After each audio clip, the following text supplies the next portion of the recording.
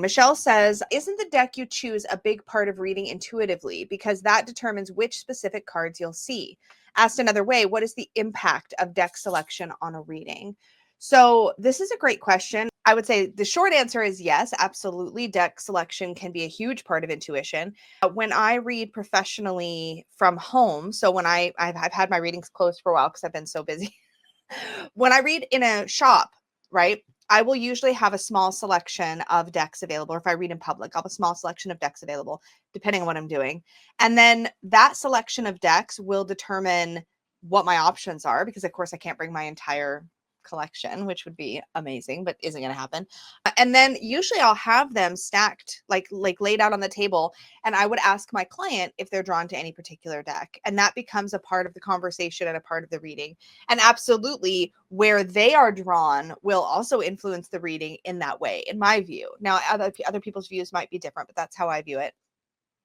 When I am at home and I'm reading when I have my full collection available and somebody were to book a reading, two things would happen. They would either request a deck, which didn't happen super often, or I would select one for the reading. And absolutely, that is a huge part of intuition, because I might be drawn to a particular deck. I've got a story to tell about this, actually.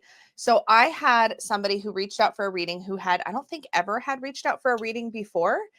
And this person, their question wasn't super intense, as I recall. I sort of trained myself to forget my readings. I'm happy to tell you all about that at some point, but I can't remember the question, but I remember it wasn't particularly shadow themed or intense or anything like that. But for whatever reason, I was drawn to pull the Deviant Moon.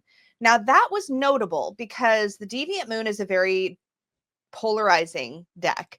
Some people really enjoy it, but the people that don't really don't. And I was 100% in the really don't camp for a long time. So I have a lot of like understanding and empathy for people who are like, ew, on the Deviant Moon. I totally get it. I think it's cool, but like I also have been on the other side of that.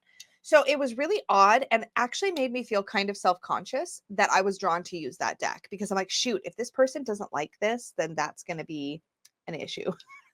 But I was like, you know what? So I just owned it in the reading. This was a recorded reading. So I got the deck and I talked to this person up front and just said, hey, I was really drawn to pull this particular deck. I hope that's okay. I said, I feel a little nervous about it because I don't usually pull this in for client readings. It was actually the first time I'd ever done that. And so I ended up doing the reading, and some really, really like poignant and specific and somewhat difficult things came out of that reading that were very clear to me, like very specific, like past experience stuff, very specific things that were influencing this client. And I would not have gotten those messages if not for those cards. And in particular, I remember one of the cards, because the reading I don't remember, but I remember one of the cards was the I think it's the Four of Cups in the Deviant Moon, which had a very particular and very personal meaning for this particular client in that moment. And that card had come up.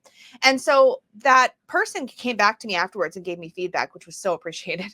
And basically said, that was the perfect deck. That was exactly what I needed. Like that message was completely on point. And it just gave me a lot of confidence to remember that giving myself permission to listen to that inner voice that's like, you know what, use this deck this time, is really important. Because you can definitely get a much deeper reading and a much more nuanced reading when you allow yourself to sort of, I don't know why this phrase has been in my head this week, but kind of go where the energy flows. Like if you're being drawn in that direction, it's probably for a reason.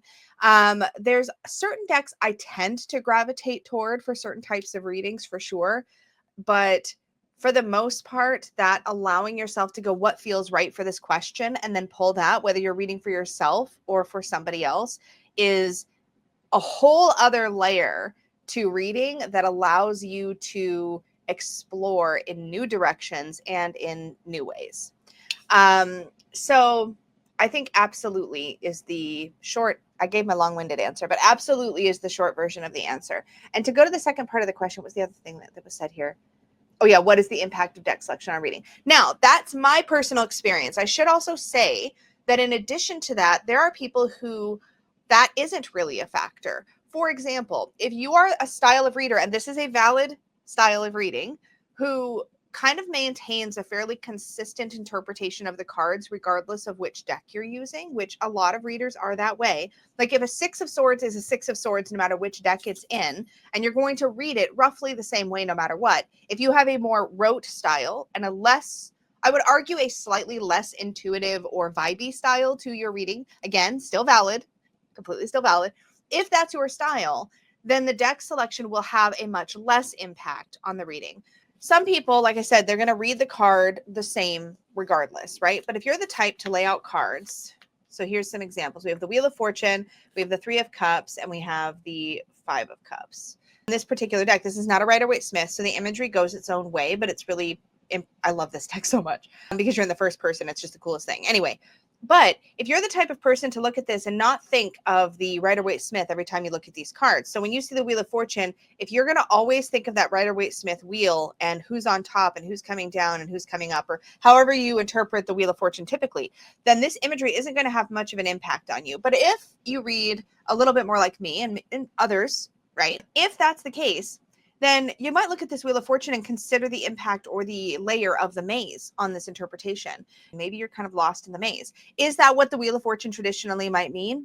Not necessarily. But if you tend to go with the imagery and allow it to lead you through a reading, regardless of the rote understanding of that card, then imagery on decks is going to have a profound impact on the way you read. Similarly here, the fact that each of these characters is drinking something a little bit different or has made their coffee or their tea a little bit different might be a part of your interpretation. It might not be about the three friends coming together and the fact that they're all having coffee or tea together. It might literally be about the fact that each one of them has prepped their coffee or tea differently. And what does that say?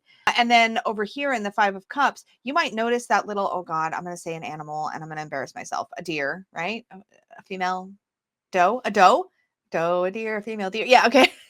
A doe. If you might hone in on that. You might hone in on the way this person is sheltering or is blocking the sun. There might be different ways that you hone in on the meaning of the card outside of the rote meaning of the card. This is something that I get into intensely in my course, Intuitive Tarot Reading, that I have up on my website, because I basically teach a method for learning how to do that, how to get out of your way, and how to learn how to allow your intuition to lead a reading. But in short, if you are the type that tends to read that way, then absolutely card imagery is going to have a huge impact. And that is that because I do read that way. It's one of the reasons why I find it so immensely satisfying to have a large selection of decks to choose from, because that becomes something where every reading is, I mean, we have infinite combinations with the tarot, right? We have infinite possibilities for how we might read a card. But then when you add additionally all the different imagery from all the different decks, you have infinite on infinite ways to possibly get a reading.